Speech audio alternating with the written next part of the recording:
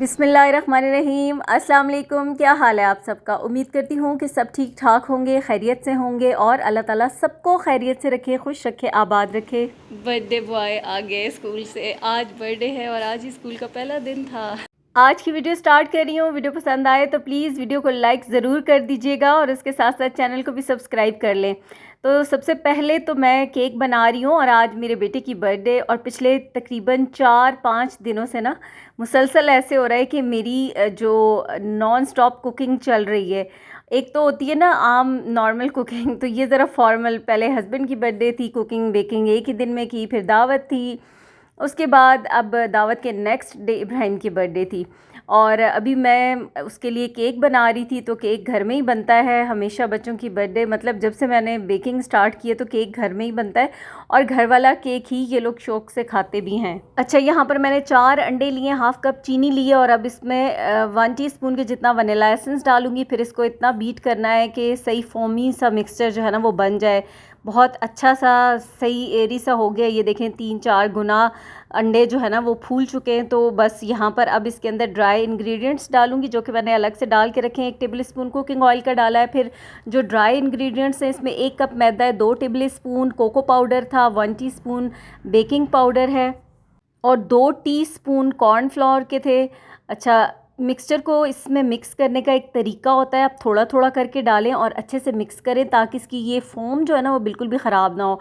अगर ये ख़त्म हो जाएगी तो फिर केक का स्पंज फूलेगा नहीं। अच्छा, सबसे आसान टिप और सबसे आसान तरीका है, आप हाथ का पंजा खोल के ना इसको घुमाते जाएं और नीचे जो बेस में भी जितना भी ड्राई इंग्रेडिएंट्स होंगे ना वो अच्छे से डिज़ोल्व होते जाएंगे। सबसे आसान तरीका है। हैंड अच्छे से वॉश ही होते हैं, ज़ाहिर है हम कुकिंग कर रहे होते हैं, किचन में काम कर रहे होते हैं, तो इसको बेस्ट तरीका यही है कि आप ना अच्छे से इसको आहिस्ता आहिस्ता हाथों से करना है। ऐसे नहीं कि तेज़ तेज़ आप घुमाते जाएंगे तो फिर क्या होगा कि ये जो फोम है ना इसकी ये ख़त्म होती जाएगी। अब आपको लग रहा होगा मैं तेज़ तेज़ कर रही हूँ, मैंने तो इस वीडियो की स्पीड थोड़ी सी ज़्यादा की हुई है, वरना बहुत जेंटल तरीके से इसको करना है।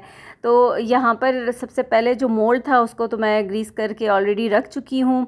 अच्छा, ये आज का केक भी मैं पतीले में बेक कर रही हूँ और यहाँ पर बस इसको अच्छे से मैंने मिक्स कर लिया है तो इसको मैं मोल्ड में डाल दूँगी। सबसे पहला क्लिप जो आपने देखा है ना उसमें मैंने चॉकलेट गनाश बनाया था जिसमें मैंने 500 ग्राम चॉकलेट ली थी और 2 जो थे ना डेयरी क्रीम के पैकेट लिए थे, तकरीबन 400 ग्राम की थी।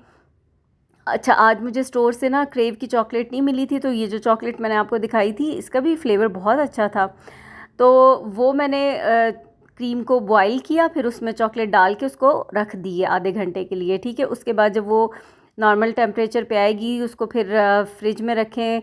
उसके बाद उसको फिर बीट करना होता है बटर डाल के। पहले भी वीडियो में मैंने आपके साथ शेयर किया था, तो अभी भी जब मैं नेक्स्ट स्टेप करूँगी तो आपको समझ आ जाएगी। फ़िलहाल तो वीडियो आगे चली गई है तो इसलिए यहाँ पर पतीला भी प्री हीट होने के लिए रख दिया था। अब केक को मैंने बेक होने के लिए रख दिया है। ये देखें, इस क्रीम की और चॉकलेट की बात कर रही थी।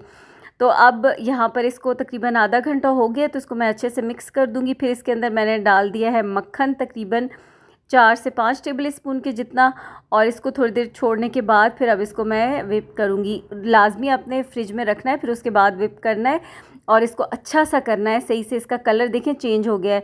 अब यहाँ पर ऐसा है कि आप इसको बना कर गनाश को 1 दिन पहले रख लें। मेरे तो पिछले 3-4 दिन इतने मसरूफ़ियत के थे कि मैंने मॉर्निंग में ही सुबह अभी जब केक बेक कर रही हूँ ना तो मैंने अभी बनाकर तो मैं इसको फ्रीज़र में रखूँगी। 3-4 घंटे बाद ये बिल्कुल सेट हो जाएगा।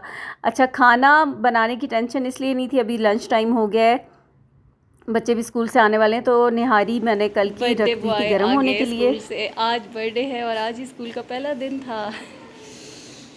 बैड लक भी ना हो। पंखा तो चलाओ हम ना, पंखा चलाओ, पसीना कितना आया हुआ है घर में। बैड लक की क्या बात है, स्कूल तो जाना ही होता है। चलो पानी पियो। अच्छा, मैंने 2 केक बेक किए हैं क्योंकि मुझे थोड़ा सा हाइटेड केक बनाना है और चॉकलेट फज केक बना रही हूँ।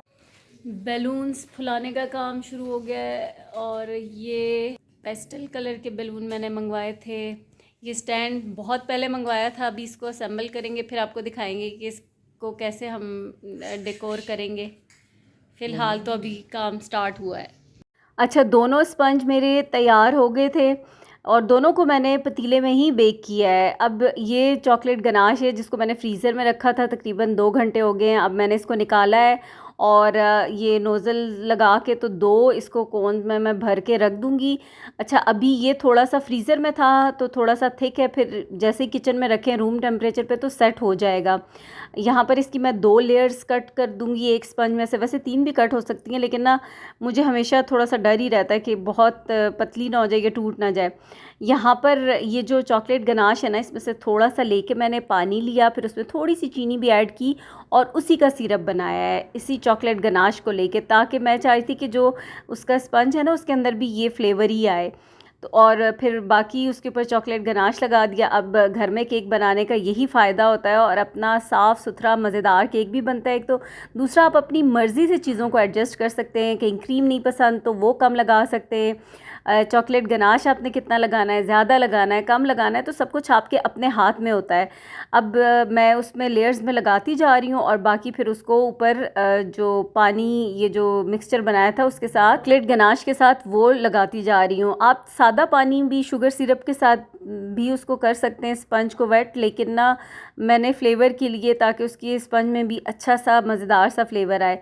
अच्छा, यहाँ पर मेरी ये जो चॉकलेट गनाश है ना, हल्की सी ये थोड़ी सी मेल्ट हो गई थी और उसका रीज़न ये था कि मैंने इसको जब फ्रीज़र से निकाला था ना, तो मैंने इसको रूम टेम्परेचर पे आने के लिए बाहर नहीं छोड़ा, मैंने इसको थोड़ा सा हल्का सा माइक्रोवेव कर लिया था, तो अब वो थोड़ी सी ज़्यादा लिक्विडी हो गई है। खैर, अभी इसको मैंने फ्रीज़र में रख दिया दोबारा से, तो फिर ये अच्छे से सेट हो गया। अब इसको मैं नीट कर रही हूँ, तो ये देखें वो बिल्कुल सेट प्रॉपर हो गया है। ये चीज़ें हो ही जाती हैं, कर ही लेते हैं हम। यहाँ पर मेरी लाइट चली गई थी जब मैं इसको डेकोर कर रही थी, और ना बस इसके ऊपर क्रीम मैंने नहीं लगानी, मैंने यही इसका चॉकलेट गनाश के साथ इसको बनाना है। सिंपल सा स्पून लिया, बस इसके साथ डिज़ाइनिंग जो भी समझ में आए वो अपने हिसाब से कर लें। और अभी बारिश का भी मौसम हो गया था, मौसम तो बहुत अच्छा हो गया था, लेकिन लाइट बंद हो गई थी और मुझे फ़िक्र ये हो रही थी कि मैंने अभी कुकिंग स्टार्ट ही नहीं की, तो बारिश वाला मौसम और ये लाइट भी बंद हो गई है। खैर, केक को तो मैंने स्टॉप नहीं किया था कि अब वीडियो अंधेरे में बन रही है तो बनती रहे, मुझे तो अब केक को कंप्लीट करना था। बर्थडे थी इब्राहिम की, और इब्राहिम की बर्थडे के लिए वो बहुत एक्साइटेड होता है। अब कल दावत हुई थी मेरे घर, तो खाना वगैरह तो ऑलरेडी सब कुछ बना पड़ा था। अब मुझे ये था कि किसी और की होती बच्चों में से, तो मैं उनको कहती कि चलो 2-3 दिन बाद हम सेलिब्रेट कर लेते हैं, ताकि बर्थडे भी अच्छे से हो जाए और मुझे भी थोड़ा सा टाइम मिल जाए, सुकून से मैं काम कर लूँगी। लेकिन इब्राहिम की थी और उसकी एक्साइटमेंट, और वो तो रात को भी उसको था कि मुझे 12 बजे ही विश करें, तो रात को तो मैंने उसको सुला दिया क्योंकि उसके स्कूल का पहला दिन था। और क्या हुआ कि रात में 12 बजे, 12:15 के टाइम ज़लज़ला आ गया, और सब जब उठे तो उस वक्त इब्राहिम को हमने बर्थडे विश की, तो कहता है अच्छा हुआ है ना, देखें ज़लज़ला आया तो आप लोगों ने मुझे 12 बजे उठ के बर्थडे विश की है, नहीं तो आपने तो मुझे सुला दिया था और आप लोग तो सो गए थे। तो खैर, ये हर एक की अपनी होती है, और छोटे बच्चों को ज़रा ज़्यादा एक्साइटमेंट भी होती है, सबको ही होती है वैसे, लेकिन बच्चे हों तो फिर उनको ज़्यादा होती है। तो खैर, फिर इसीलिए मुझे ना आज के दिन में ही सब कुछ करना था, और मुझे लिटरली जो है ना, अभी इस वक्त तक कुकिंग की कोई समझ नहीं आ रही थी कि मैंने क्या बनाना है। और टाइम मैंने आपको बता दिया था कि अभी क्या टाइम हो रहा है, लाइट भी बंद थी। जब मौसम ख़राब हो तो लाइट का कोई पता नहीं होता कि कब आएगी। अभी तक तो नहीं आई थी, घंटा डेढ़ के बाद पता नहीं अब कब लाइट ने आना है। तो केक यहाँ पर मेरा तैयार हो गया अल्हम्दुलिल्लाह। अब आई है लाइट, और अभी शाम के 6 बज रहे हैं। यहाँ पर ये अभी हमारी डेकोरेशन चल रही है, ये जब कंप्लीट होगी तो ही आपको दिखाऊंगी और समझ भी तभी आएगी।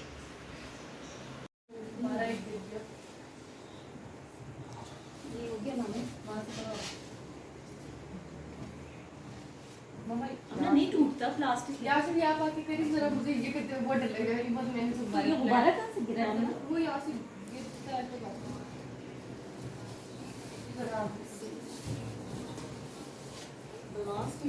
ऊपर से आर्क कितनी खाली हो गई है। रुको ना, उसको साइड पे खाली क्यों है? गुब्बारे उस साइड पे करें, उस साइड पे करें ना गुब्बारे को। ये बीच में से निकल भी तो रही है ना, तो फिर नहीं, तुम ज़्यादा भर के लगाती ना। फाइनली सेट हो गई है हमारी आर्च। हाँ, वो एक कॉर्नर पे थोड़ा सा रहता है।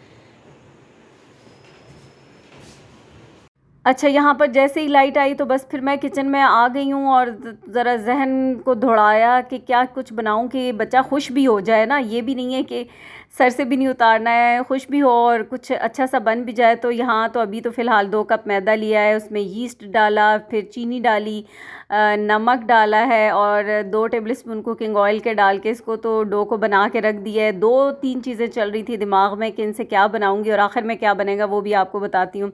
फिर यहाँ पर सब्ज़ियाँ थी मेरे पास, उनको मैंने श्रेड कर लिया, बंद गोभी काट लिया। अच्छा, एक चीज़ जो क्लियर थी मेरे माइंड में, वो चाउमीन था जो मुझे बनाना था। वो उसकी फ़ेवरेट है, वो मुझे बनाना था। बिरयानी वग़ैरह या जो देसी फ़ूड था ना वो नहीं बनाना था, देसी फ़ूड ऑलरेडी बना हुआ था।